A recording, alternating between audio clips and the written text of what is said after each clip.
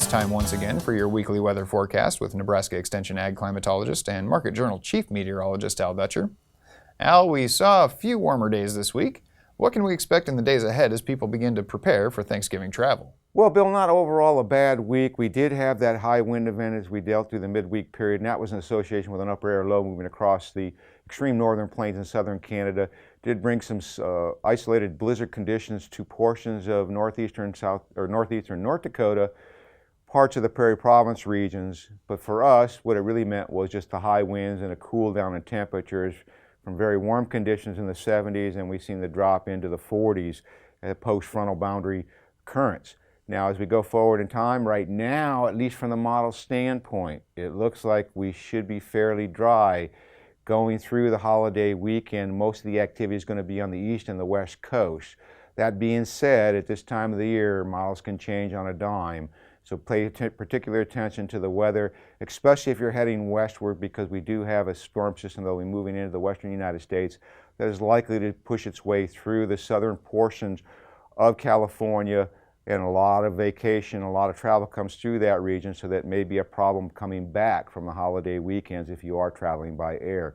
That being said, let's take a look at the upper air models and see how this week may play out, and we'll hope that the models are correct in terms of that regard.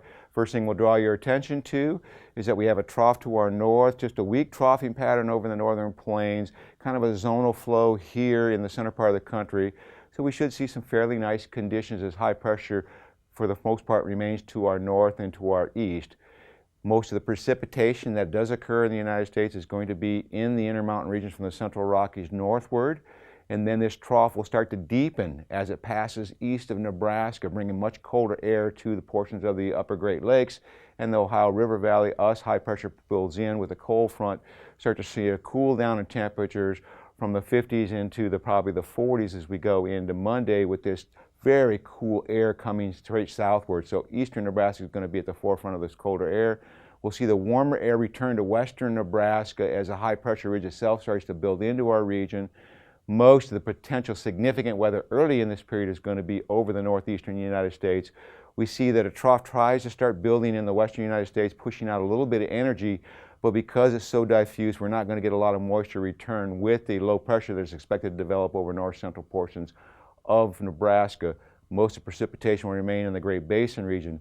Then we see a piece of that energy split off, so we're not really looking at anything that's going to, once again, pull a lot of moisture up into our region, but it will bring slightly warmer air as we go into Wednesday before we get another trough moving through. So most of the major precipitation action will remain in the western Great Lakes. On Thursday, we start to see another trough rolling through. Once again, not a lot of chance for moisture to get up into our region before this trough passes, but as it passes, as we go into Friday, we're going to see it deepen. So right at the best, we're expecting a little bit of flurry activity to our northwest in the Dakotas, and then the system, once again, as it gets to our east, starts to strengthen and pull that cold air down. So we may see some of that cold air really firmly entrenched in eastern Nebraska, at least into the early part of next weekend. Looks like there may be a scattering of flurry activity, but our main attention turns out to the western United States, where that trough is expected to dig south and eastward as we go through the weekend and start emerging out into the central United States as we get into the first part of December. So the 8 to 14 day forecast, because that is expected to move in after we get to the 1st of December, the high pressure will be the dominant force. We're still going to be, even with these cooler temperatures, above normal, and in terms of precipitation, high pressure aloft, basically nothing in the way of significant moisture.